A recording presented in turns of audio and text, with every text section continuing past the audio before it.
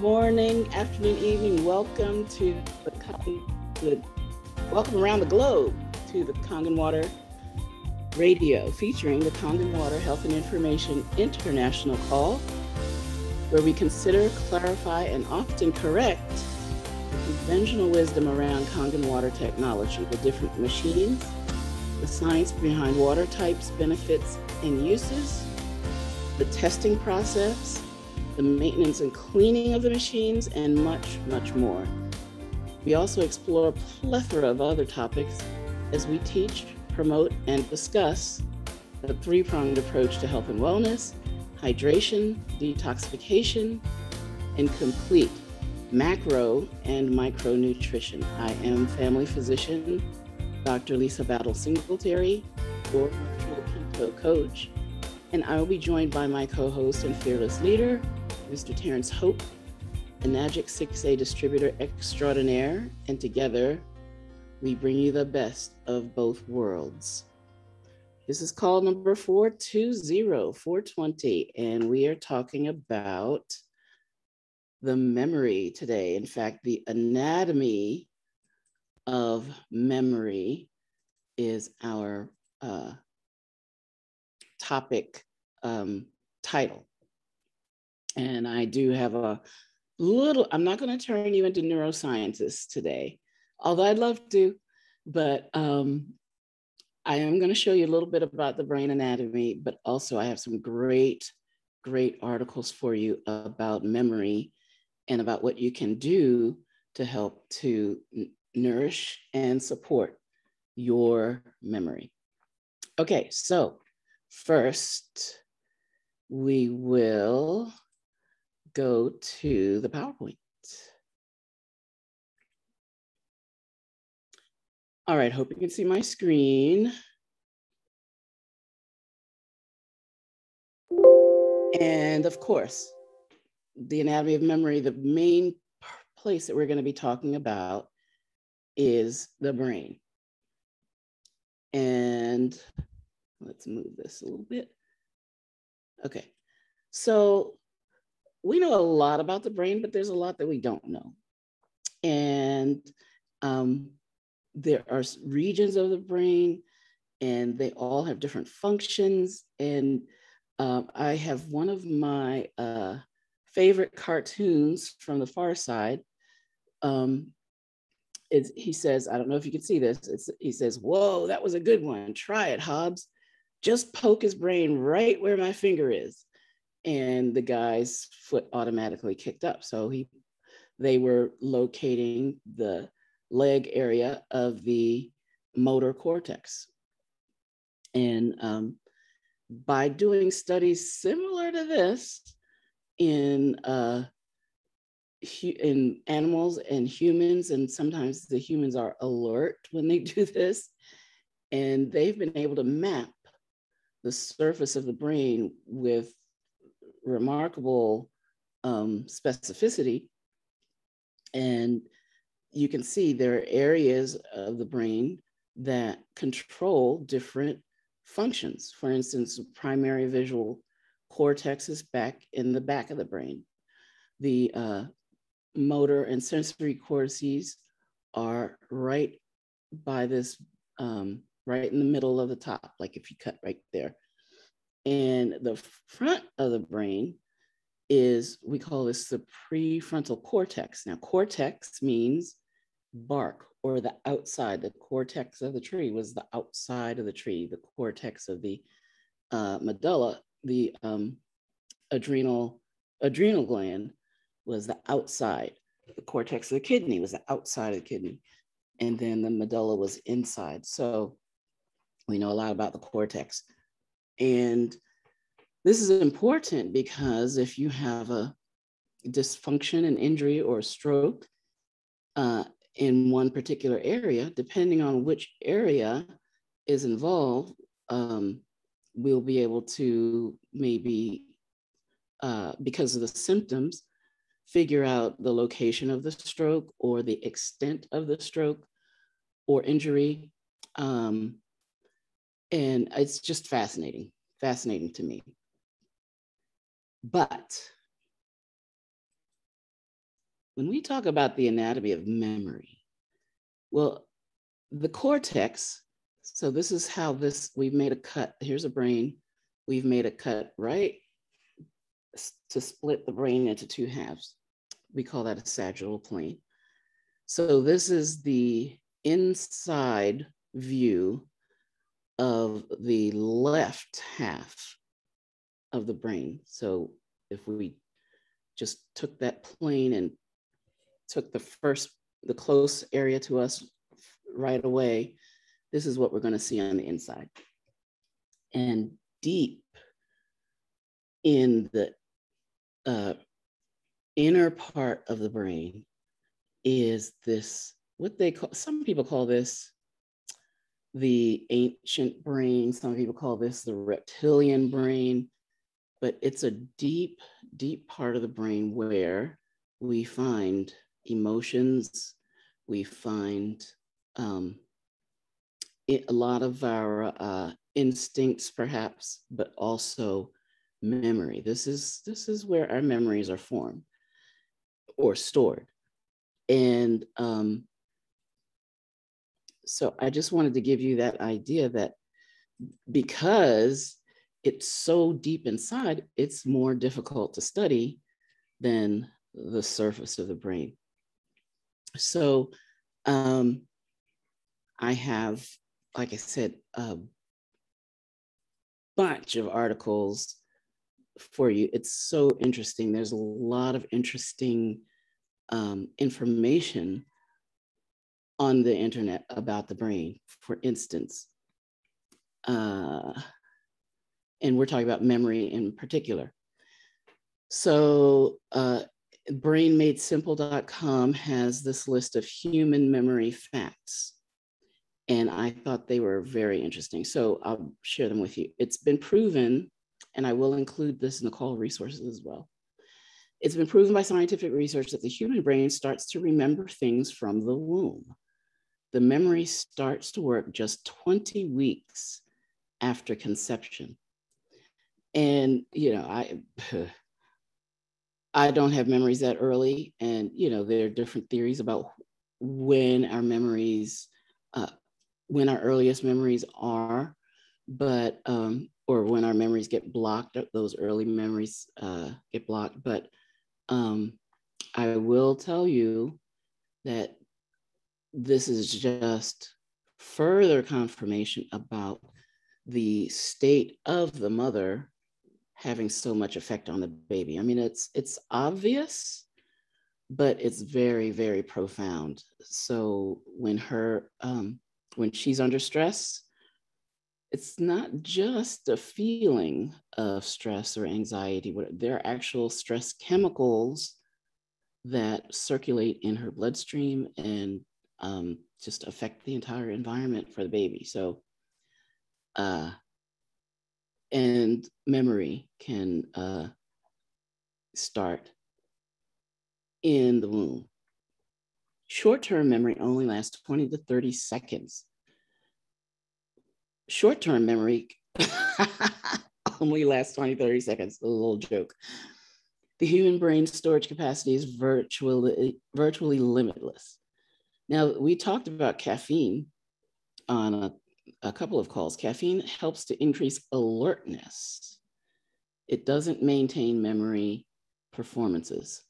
Sleep is significant to memory. Sleep helps in the retrieval and the storage of long-term memories. Many people link aging with memory loss. However, memory loss people experience as they age is because they tend to exercise their brains less. So there's so many now apps and you know, games and neuro stimulators, not electronic, but that help to exercise your brain as if it were a muscle. Your memory has the ability to associate a scent with a particular occurrence or event. Now, we've talked about the sense of the sense of smell. And I didn't point it out on that picture, but your olfactory nerve And that sense of smell is the only sensory input that does not go into the thalamus first for processing. It goes directly to your amygdala, to your limbic system. So that's that deep part of the brain, and then to the cortex, but it doesn't pass through the sensory processing center. It goes right into that deep brain. And so smells will trigger memories. And it's amazing how that happens. Researchers are starting to understand that the human minds can reinvent, distort, exaggerate, or create a memory after traumatic experience or event that affected them greatly. A lot of times that's a good thing, right? I had one of my grandmothers, though, she would dream about an event, completely reinvent it, and whatever she dreamed, that became her new reality, and which made it our new reality, which was not always a good thing. So, but our minds are amazing, and our memories are amazing. Just like any other part of your body, exercise is also important for your brain. The more you try to think about a memory, you can remember it more accurately. In fact, when you think it, it creates a stronger connection between active neurons. Remember the trees on the dendrites on those neurons, getting all this information from so many different locations.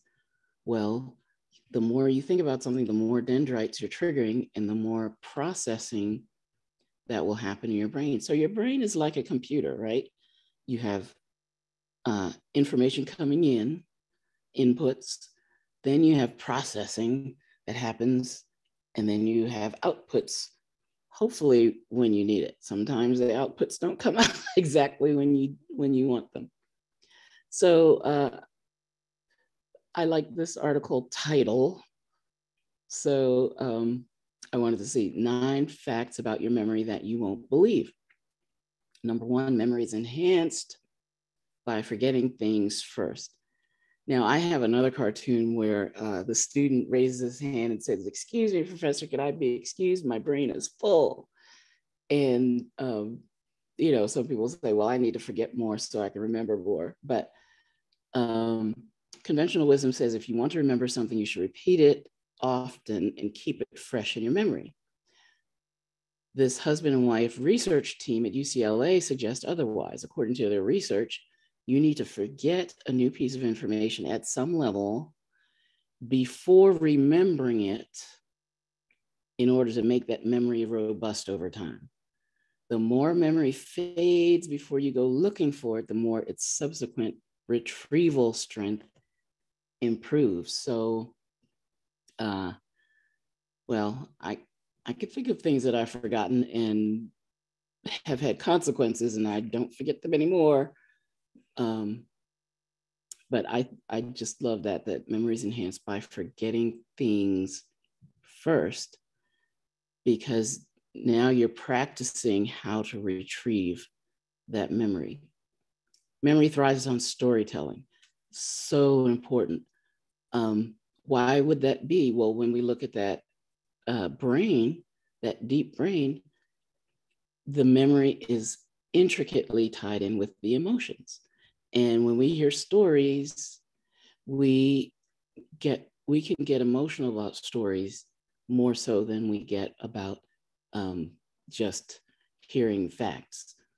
And I know one of the memory retrieval experts, was it Kevin Trudeau? I think I got his tapes a long time ago, and he talked about how to remember building a memory palace, or if you want to remember directions, like and someone's giving you landmarks for if you need to make a right turn, imagine a big rat is on the roof of the building tearing it down. Or if you want to make a left turn, I forgot what the L was, so that didn't work.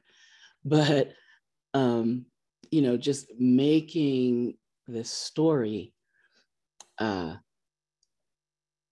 involves your emotions and your imagination as well. That enhances your memory. Memory supercharged when new information is visual. So that's why we use our PowerPoints. Yay! It's made robust by a rich environment. When you add sights, sounds, smells, right? All of these things help to improve the memory of that experience. Memory is not all about repetition. Repetition is key, but it's most powerful when it's interleaved with unrelated information to make the brain work harder. So, I don't know if I practice that one that much, but that's interesting that unrelated information can also improve your memory. Memory uses a procrastination as an important tool. Memory relies on your brain to fill in the gaps. Gets broken up in bits and pieces in different parts of your brain. Now, I do know I have experienced that, and you probably have too. If you start saying something like you get the keys, you talk about keys, and you might be talking about piano keys, but you reach for your car keys, and then it's like, no, I meant piano keys, or the pathways get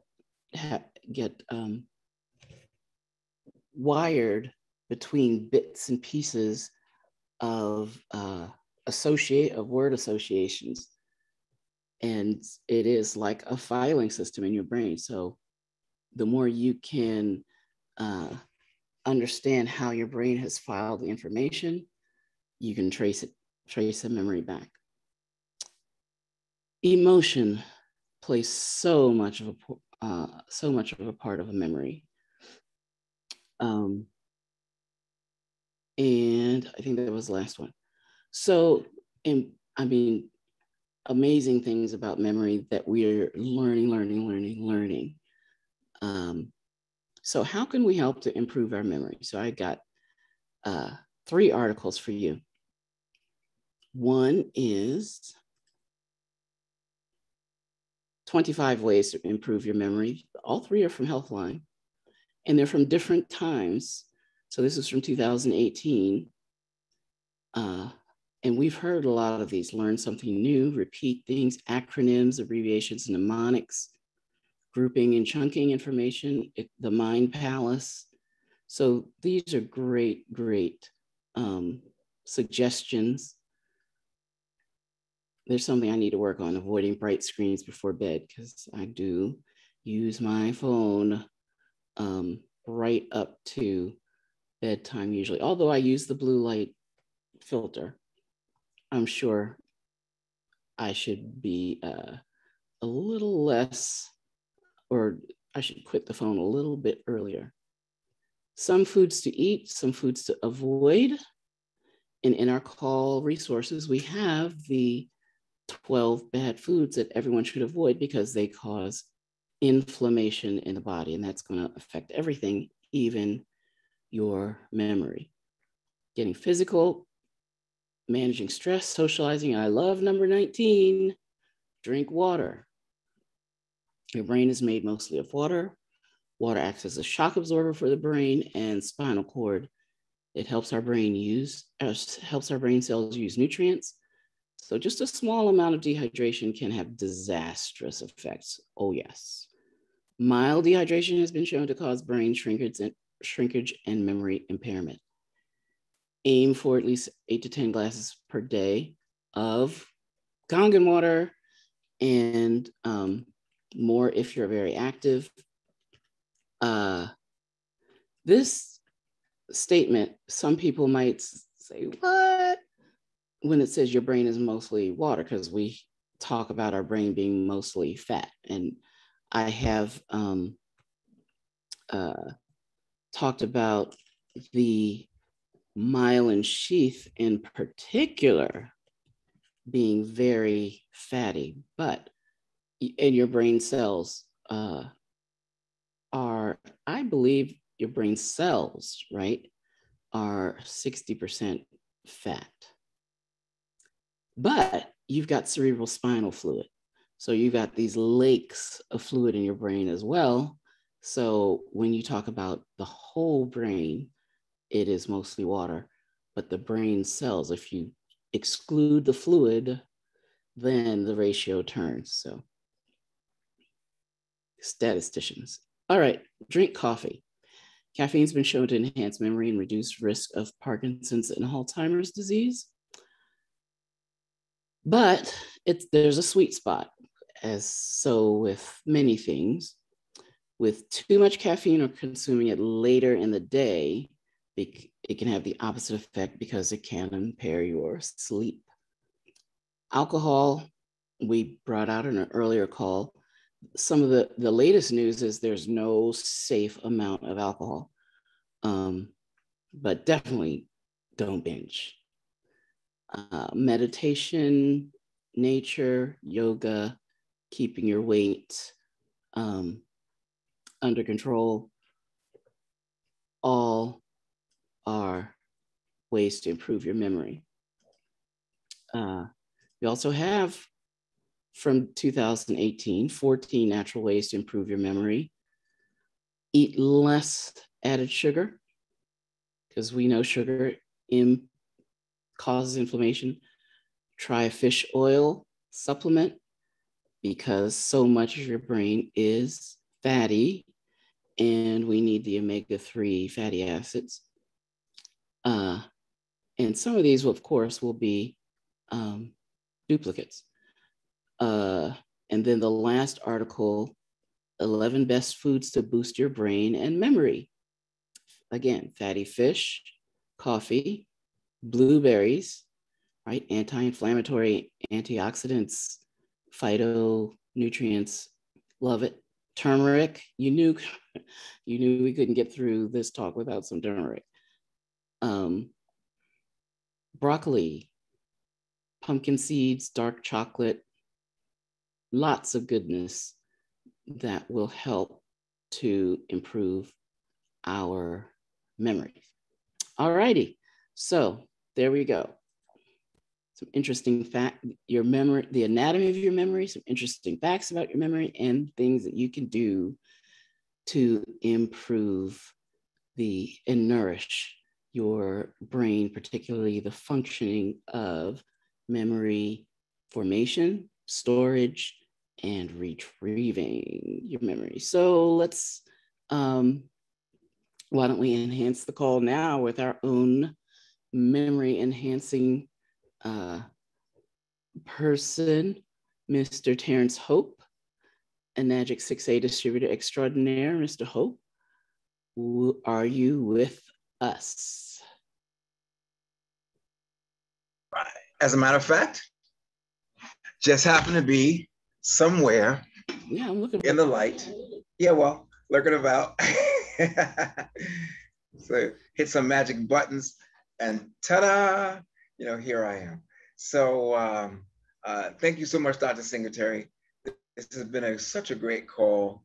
I really enjoy all the subject matter that you bring to the fore, and all of the information that we need to understand more about our health. Now, I'm actually trying to find myself somewhere here. We have such a busy call. I can't see myself. Okay, there we go. And so welcome everyone, and welcome to the Kangen Water Health and Information Call. Here, of course, we talk about Kangen water. We talk about health information. We want to make sure that we are thorough and that you're understanding all of what it is to stay healthy. So welcome to the Kangen Water Health and Information Call, where we look at all of these topics to make sure we're all things to all people.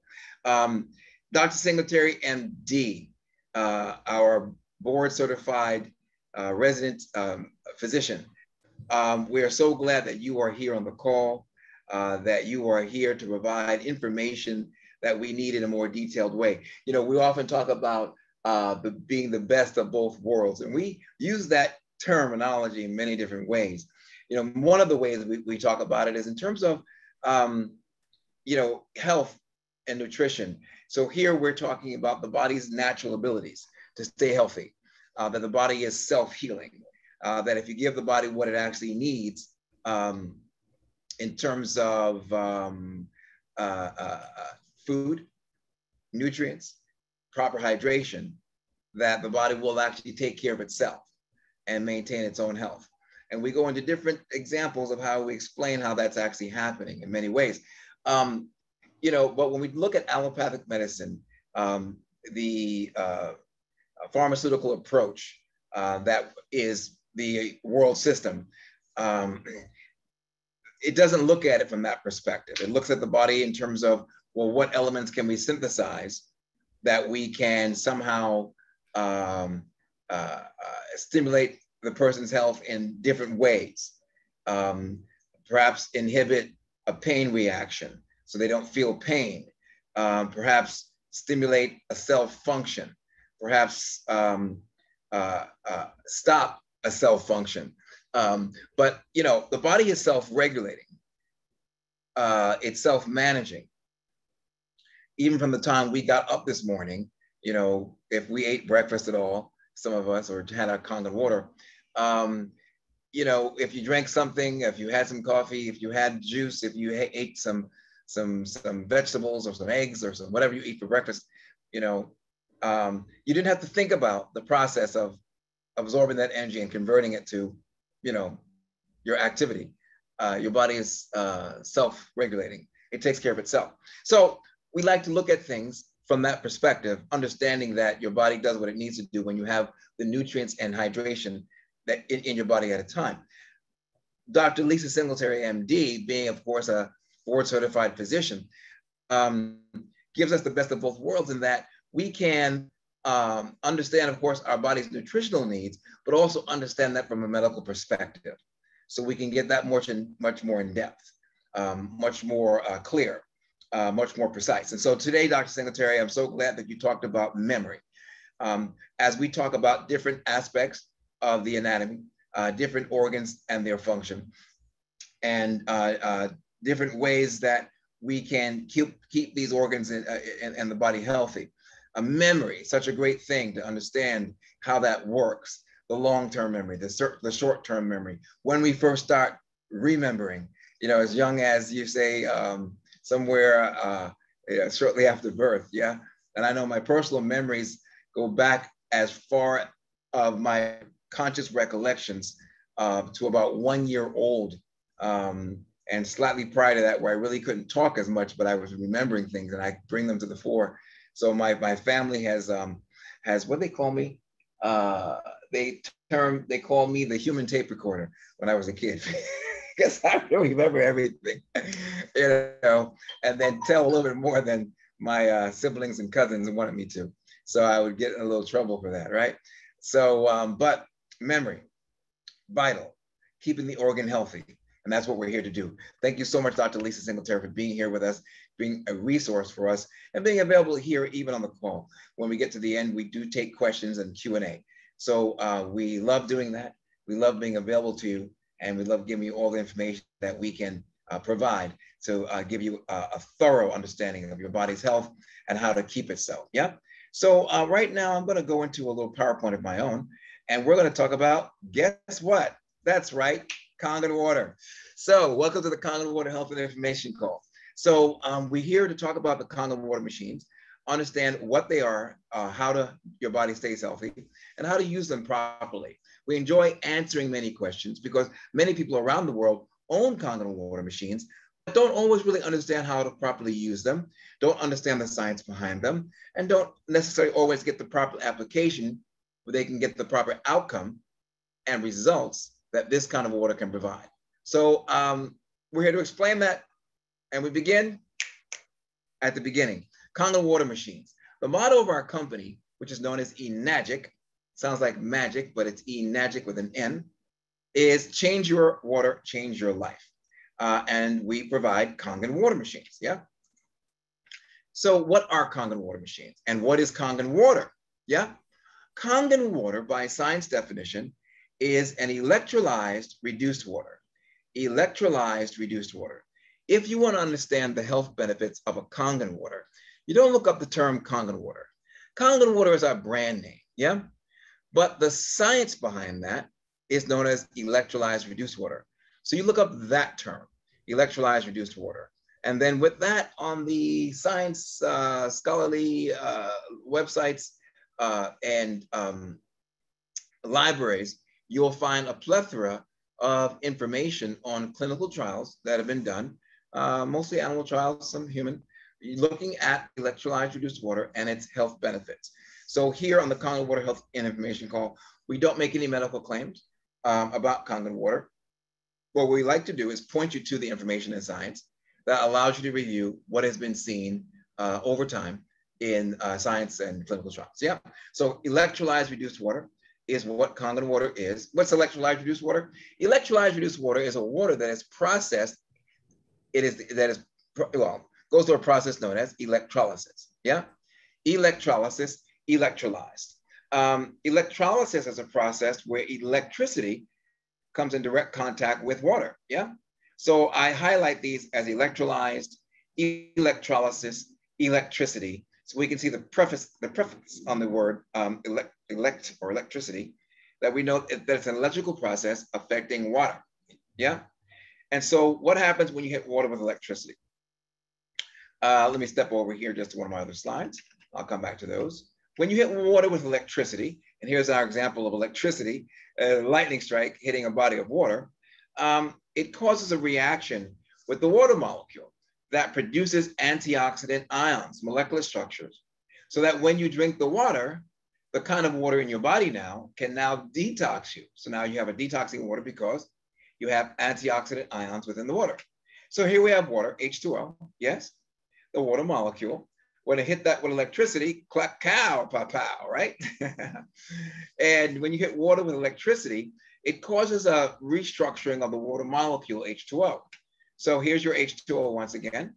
It's going to break down into its elements, right? OH and H, H2O. And one of the elements we look at highly is the OH molecule, yeah? That's also known as an hydroxide ion, but the skinny of it is that it's an alkaline molecule, yeah? So we measure the overall volume of antioxidant molecules and ions within the Kangen water by the number of or volume of alkaline molecules within the water. This does not mean that we are making your body alkaline. This does not mean that our water is alkaline in a mineralized sense. This is just a measuring tool using the alkaline molecule to let us know, as a litmus test, I guess you could say as a measuring tool, the overall volume of antioxidant molecules within the water at a time. The greater the amount of antioxidant molecules, the greater the detox we'll have. And I'll go over more of that later, okay? So here we have our H2O molecule being hit by electricity. It breaks it down into its elements, which then restructures the molecules of water now with the other ions. In this case, we're looking at a diagram showing this OH molecule with water. Like I said, we're using that OH alkaline molecule as a measuring tool of the overall volume of antioxidant molecules in the water at a time. Okay, so this is what it looks like in the machine. Electrolysis is going on. Electricity is running through the cathode and the anode, different poles within the water system, and it's going to produce antioxidant molecules. If you want to look up more information about what antioxidant molecules are in the kind of electrolyzed reduced water, here's a great article from a publication known as Science Direct. Science Direct. And there was an article in there headed, titled Trends in Food and Science Technology. That's from February 2012. So we're talking about ERW in this case, electrolyzed reduced water, and it talks about the various antioxidant molecules and molecular structures in the water. What we're looking for is a strong antioxidant effect. Now, we have a meter, an electronic meter we have that we call an ORP meter. An ORP meter is measuring what's known as the oxidative reduction potential. Oxidation reduction potential. What is that? ORP, that is the strength of the antioxidant effect in the water. If the water on our measuring meter shows up with a negative number, it means it has a strong antioxidant effect. If our water on that measuring meter, called the ORP meter, has a high positive number, it means that the substance that it's being tested is more oxidizing, which means your body will host and hold more toxins and cannot remove toxicity. Yeah. So here we see a negative number, ORP, and we see a scale going from 0 to negative 100 to 400. For an example, our machines actually take a negative 800 as far as we know, as high as it goes. Yeah. So this is just a scale to show you an example. Here we see Kangen water listed as a negative 400, which means it's a strong antioxidant water. On the other side of the spectrum, we can look at the positive numbers, going from positive 100 up to positive 400. And at the top of that scale, we see soda, pow, right? So, you know, soda can be very toxic in the body. It can deactivate your stomach acids. It can create an imbalance in the pH of your organs, which can lead to a health problem, yeah? We try to make sure your body is detoxed so that with a reduced toxic load or eliminated toxic load, your body is better able to maintain its health by maintaining its own pH internally. And I'll go over that a little more in a second, right? So look at some other things which we're showing here on the scale. Green tea is in the negative ORP range. Vitamin C is in the negative ORP range. And let me check something here.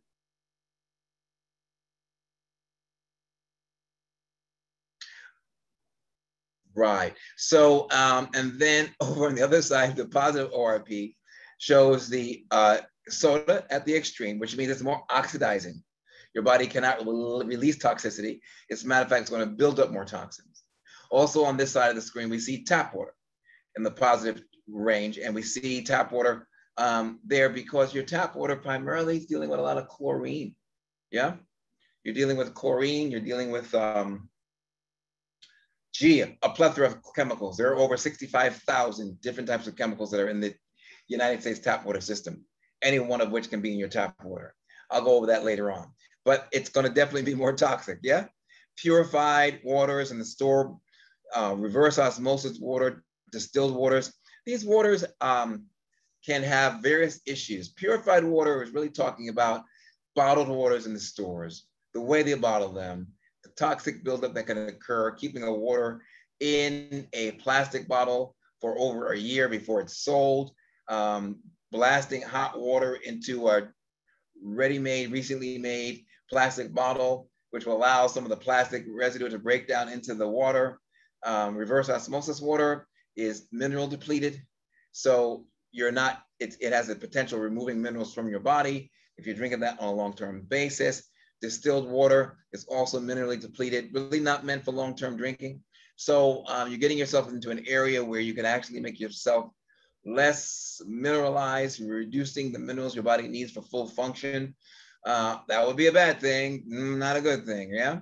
So we're looking for an antioxidant effect at a negative number on our meter called the ORP meter. Let's see now. Your body is mostly water. The kind of water you have in your body will dictate the function of your cells and organs. In our case, we've got a negatively charged antioxidant water now going all throughout your body, and now your body can detox more effectively at the cellular level. Yeah. We look at this example of a fish tank, and we look at that because anyone who's ever had pets as fish or kept a fish tank will know that you've got to filter that fish tank. You've got to kind of, clean the filter, the water tank out, because if that tank becomes too toxic, you know, it's going to be deadly for the fish. In the same way, our bodies can fill up with toxins, and those toxins must be released so that we can be healthy. Yeah. Watch out for all these foods, people. That's right. They're junk foods, bad for you. Dr. Singletary began to tell you some things that were foods you should avoid, that would be hampering to your memory. But you know, we're out there eating things like McDonald's. That's right, I said it by name right here on the Zoom call. The McDonald's French fries and the Happy Meals and whatever. Listen, honestly, we're not even sure that stuff is really food. That's right, I said it right here on the call. When you put a French fry and you lose it under your car seat, you could find that a year later maybe, and it's still intact, no biodegrade. So what was it that we were eating? Yeah, junk foods. Watch out for all these gluten-filled baked products and all the sugar we take in, and geez, so it's a plethora of things to avoid. They can be toxic in the system. We have to watch out for those.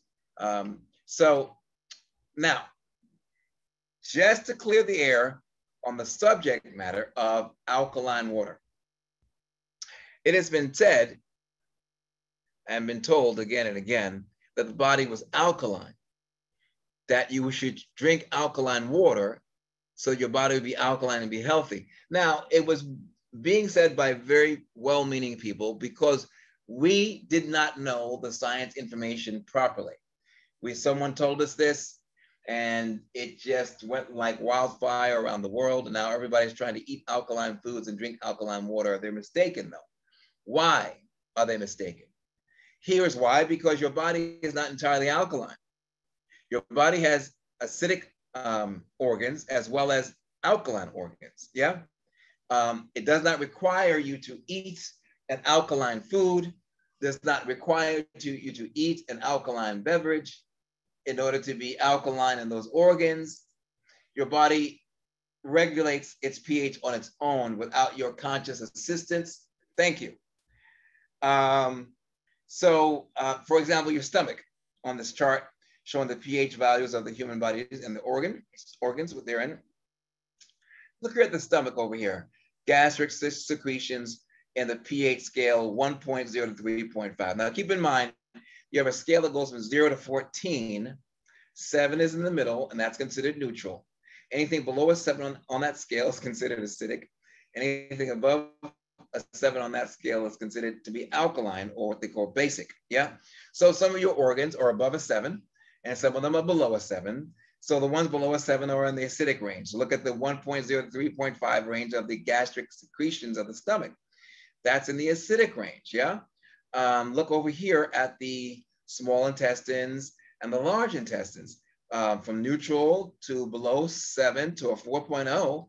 Those are the acidic ranges. Yeah. So already we're seeing 3 organs that are in the acidic range on a regular basis. What's not showing here is the reproductive system for women. That's also in the acidic range. Yeah. Let's look at some other organs here. The bloodstream, 7.45 to 7.45 range. For the blood, for the capillary, 7.35 to 7.4. That's above a 7. So once again, that's in the alkaline range. Yes. Small intestine secretions in the alkaline range is 7.5 to 8.0. Small intestines, 4.0 to 7. So look at the ranges and the acidic ranges to the alkaline ranges that are occurring. Yeah. So we're getting to see that the body is not entirely alkaline. So what are we doing with our Kangen water? Kangen water is a detoxing water. The alkaline pH is only a measuring tool of the overall volume of antioxidant ions in the water at a time. We're not alkalizing you or making you alkaline. Your body takes care of itself. We're detoxing you because what can happen is high toxic loads can prevent the body's ability to properly maintain the pH range within the organs. I'll say it again, if I can. High toxic loads within the body can inhibit the body's ability to maintain proper pH ranges. So the Kangen water, as an electrolyzed reduced water, we learned that term earlier, detoxes the body so that the body has a better opportunity to maintain and fulfill its functions. Toxicity can inhibit organ and body functions. There it is. So the body is not alkaline. It is acidic and alkaline depending on the organ. The body is self-regulating in its pH. It maintains the pH of the organs by itself. You don't have any thinking you have to do that you think you have to think about in your body. Yeah. If you have to think about everything you have to think about to take care of your body, you couldn't think it well enough to get it done. I'm gonna say that 10 times in a row and see how I do. So you want to eat healthy. You want to drink water, the substances that your body needs, and your body will take care of itself. Yeah. That's all we ask you to do. And for the most part, you get hungry, you eat, you get thirsty, you drink. And those are also self-regulating functions. You think you get hungry. Your body is self-regulating. The question becomes, at what point does the self-regulating and then the conscious begin? And that's a bigger question. All right, I'll take some questions toward the end. So, where were we?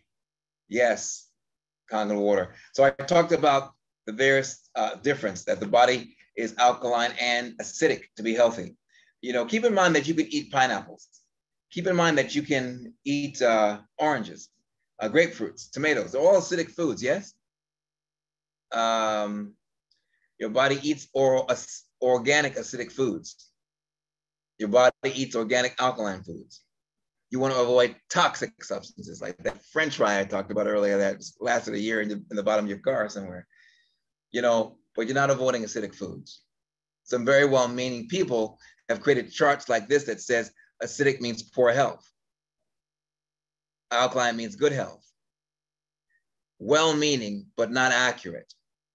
Yeah, some of your organs have to be acidic to be healthy. Other organs have to be alkaline to be healthy. Eat oranges, eat pineapples. They're acidic foods, but they're healthy for you. So we have to be clear. It's not about alkalinity and acidity. It's about toxicity and detoxing. So watch out for all the marketing that's going on in the world, which is only created to mimic Kangen water machines term. We will call alkaline water. So the water bottling industry began to create alkaline water in the store using minerals that they fill into the water. Yeah. So people think, oh, alkaline water, I heard of that. No, you heard of Kangen water. Alkaline water has the potential of causing calcium buildups in your body that can cause pH imbalances.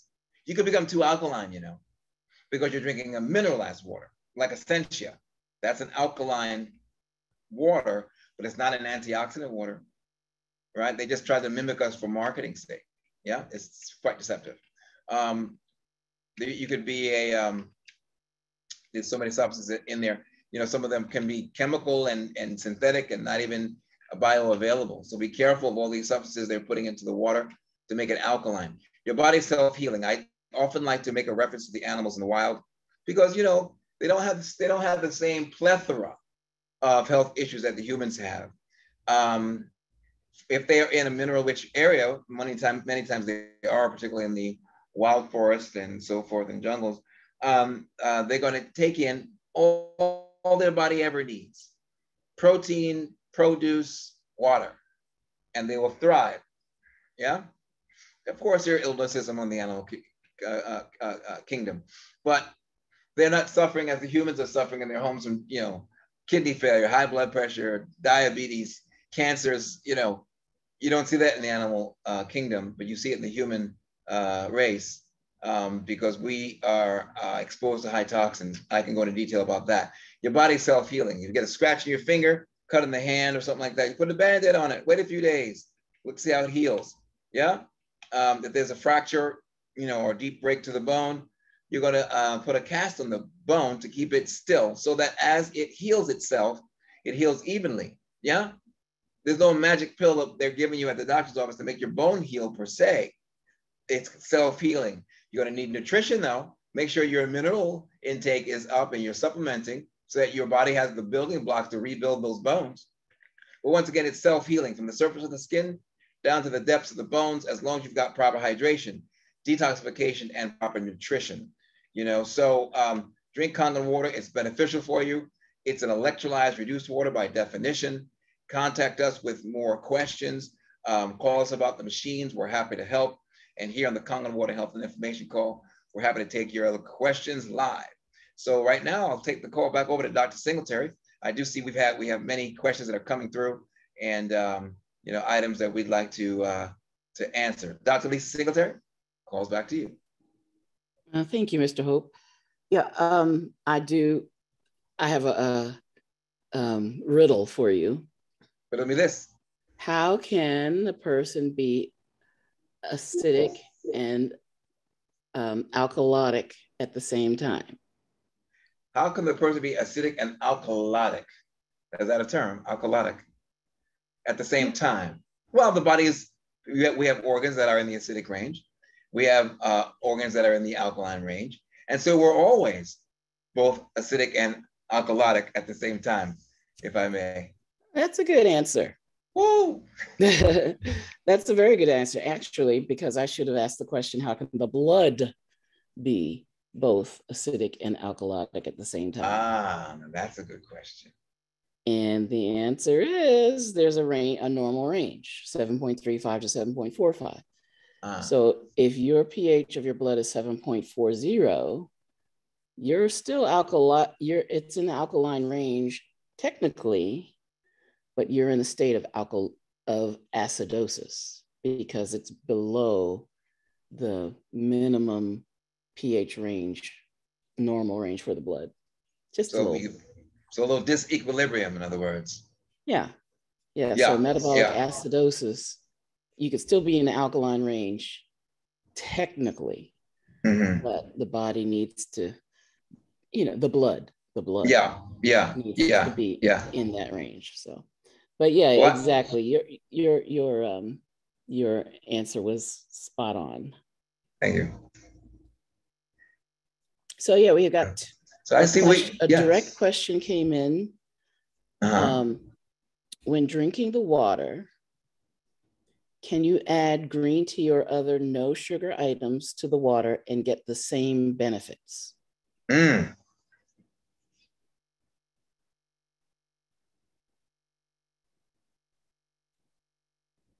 That's a really good question. I'll have to ponder a little further.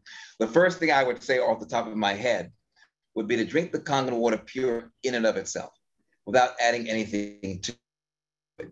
So it can have the strongest antioxidant. If you boil Kangen water, for example, let's say in a tea, you will lose the antioxidant benefits because the ions are temperature sensitive. If you freeze Kangen water, you lose the ions break down once again, and therefore you lose the antioxidant effect. If you're adding something to it, like a supplement, it'll help the water will now help your the absorption of those supplements into your cells. If it's a green tea, and I'd say you just put the tea bag in there and steeped it without heating it, I'd say you can get the benefits of both the tea and the water simultaneously. But just remember, otherwise, temperature is an issue that can affect the benefit of the Kangen water as an electrolyte-reduced water. Now, what about green tea, like might be in a concentrated dropper, and you just put some drops into the, let's say, room temperature water? Yeah, I would say the same thing, because green tea in and of itself is known to be antioxidant. Yeah. And if you're not raising the temperature, once again, I think that it would still be quite beneficial. So quite all right. But I mostly recommend drinking the water pure in and of itself without adding things to it.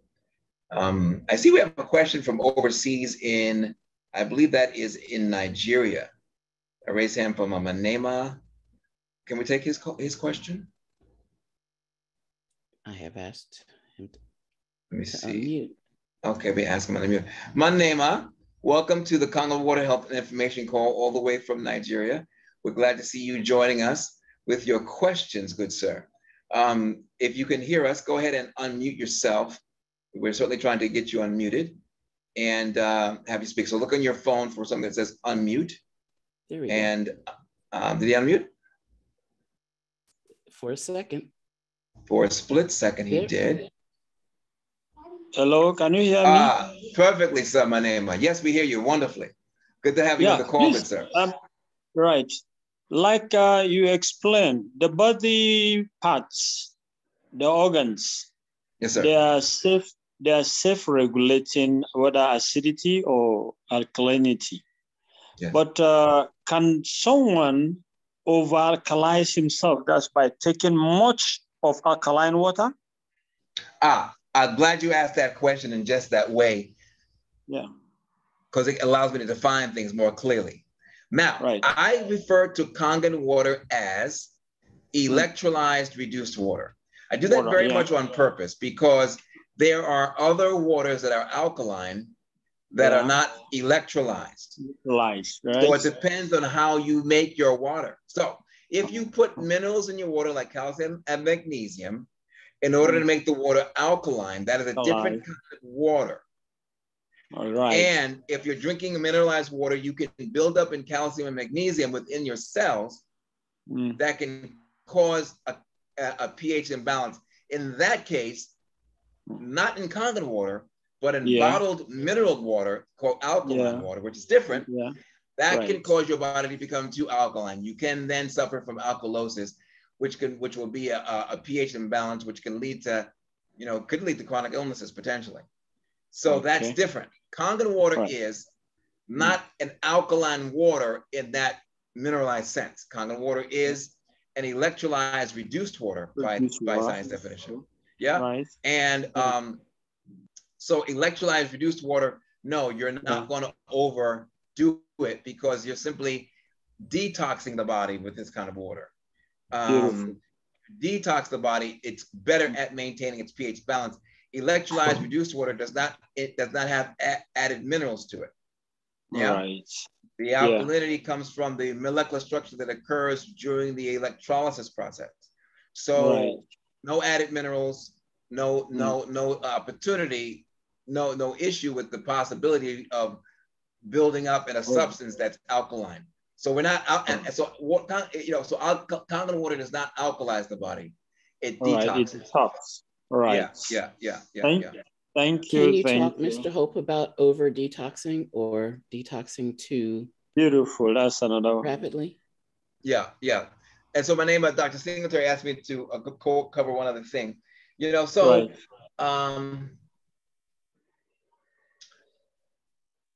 process of now this is separate from your question.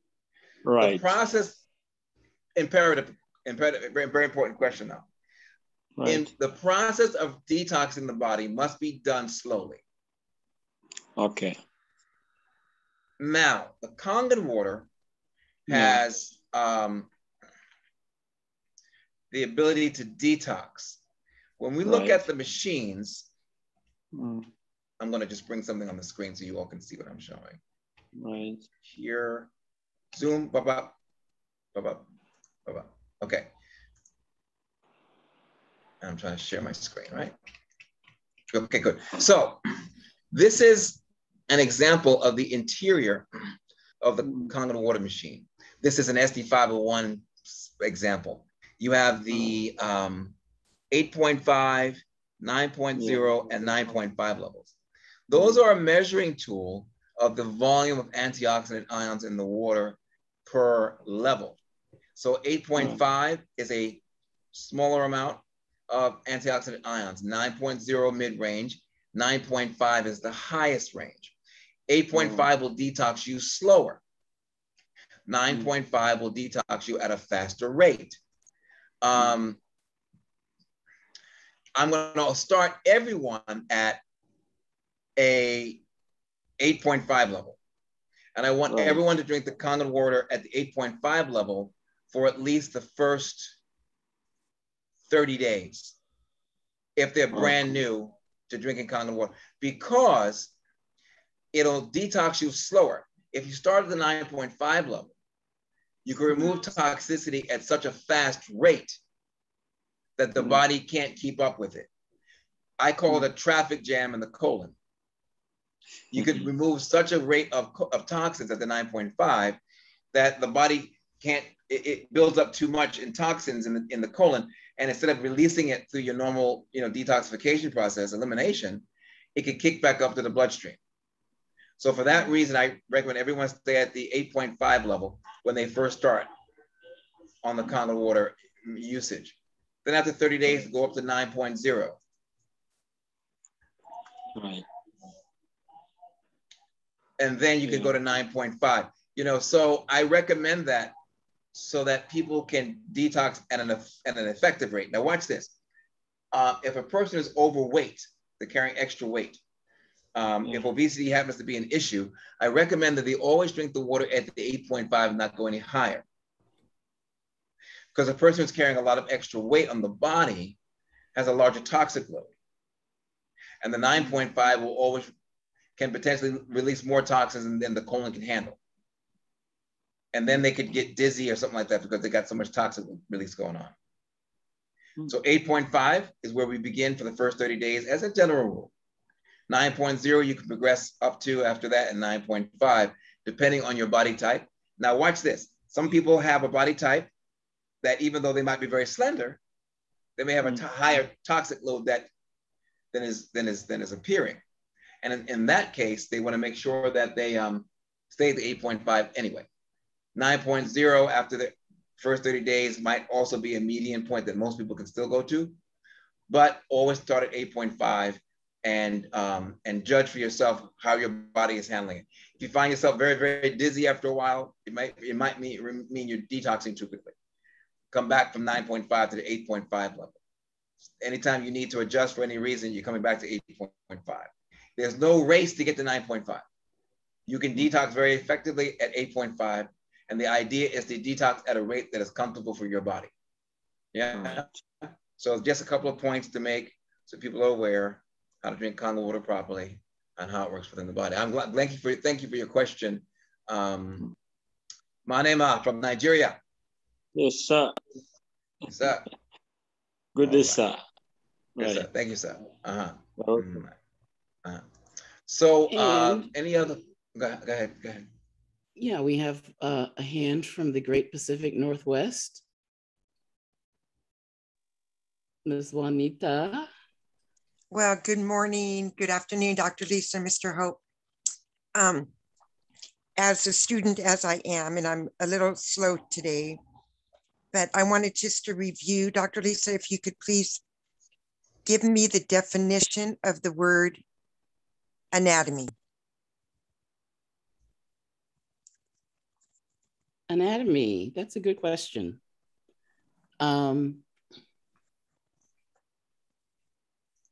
It is the root of the word is to cut. When you talk about a CAT scan is computerized automated tomography. So it is cutting the body. That tome is to cut, the TOM.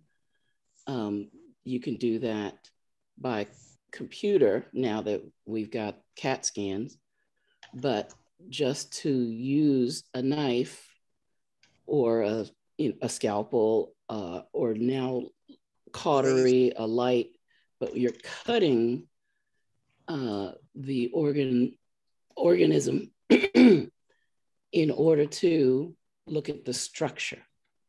So anatomy refers to the structure, both macroscopic and microscopic. So there are different levels of anatomy, but we're looking at the structure of the body. Physiology looks at the function of the body. And just like Frank Lloyd Wright in designing architecture, structure and function work together in order to have a body work. Well, Awesome. as you know, Dr. Lisa, thank you. Across the hall from me, right down here, is a gentleman named David. We met him. I've had him on different calls. I'm not sure if this one he got on, but he's an author. In the book he's here writing, he just completed, it's about the brain. And when he tries to describe these things to me, it is above and beyond my comprehension, my calling, but I want to understand. So when you brought up the point about the cortex, and you said the ancient brain, I wrote down that's where emotions and instincts are. So as I grew up, there was a term called the sixth sense. Mm. What part of the brain, or what was that all about? It's the sixth because it's not one of the five senses that we usually physically map. So the five sensors, smell, sight, taste, touch, hearing, those are the input centers into the brain. That's our sensory perception. That's how we perceive the world. That's how we experience the world, by those five senses. But some people have what we call extrasensory perception. For instance, there are people that can hear sounds beyond the standard range of hearing. That would be possibly considered extrasensory, but also beyond those five senses. I think many people talk in the realm of intuition. Many people talk in the realm of the Holy Spirit. Many people talk in the realm of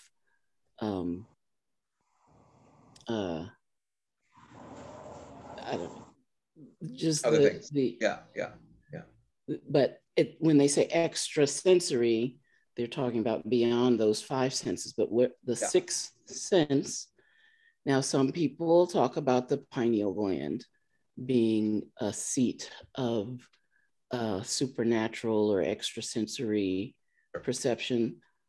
That's above my pay grade.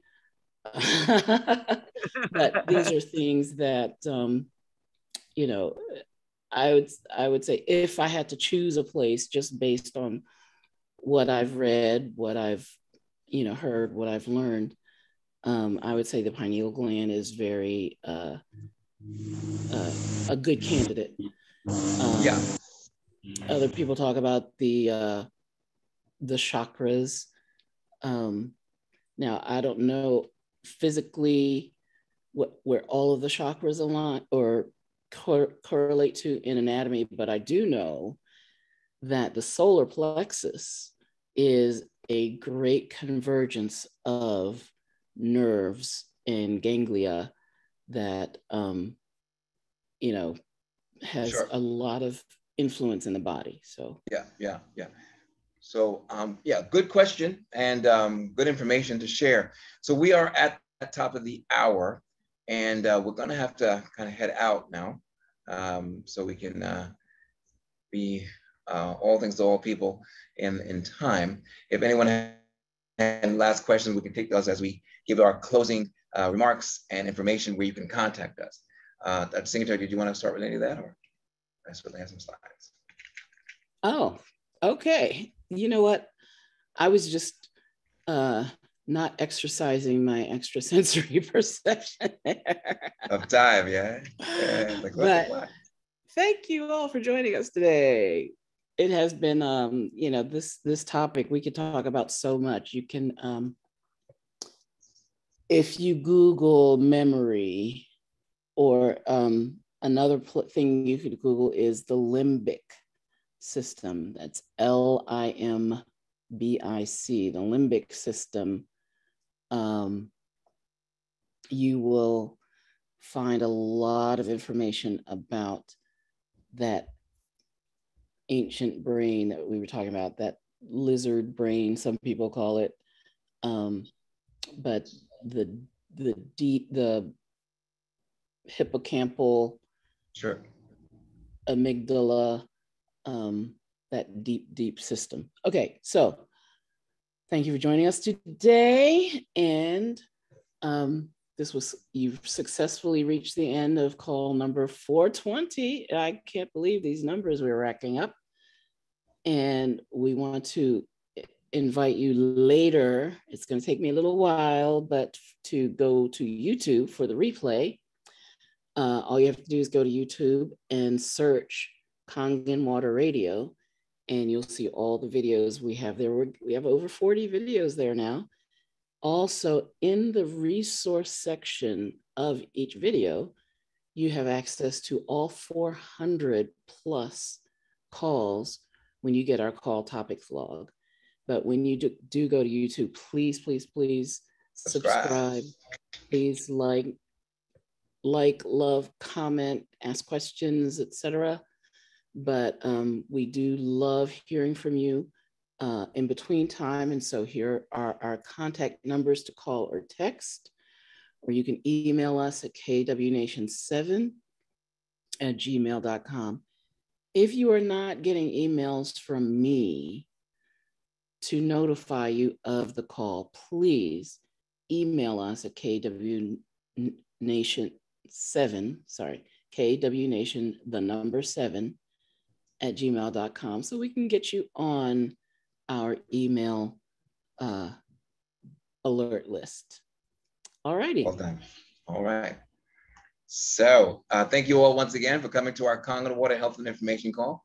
We love having you here. Remember, we always like taking live questions, so we encourage you as well in the future. You have a question, comment, raise your hand.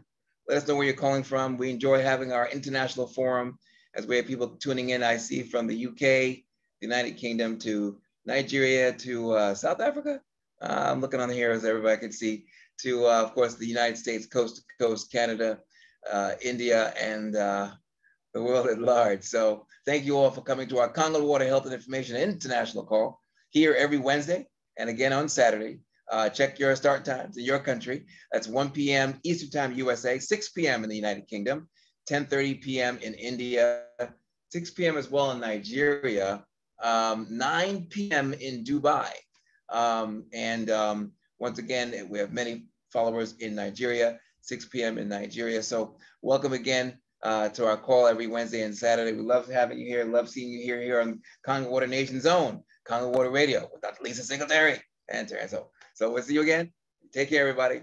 Love you all. Be well.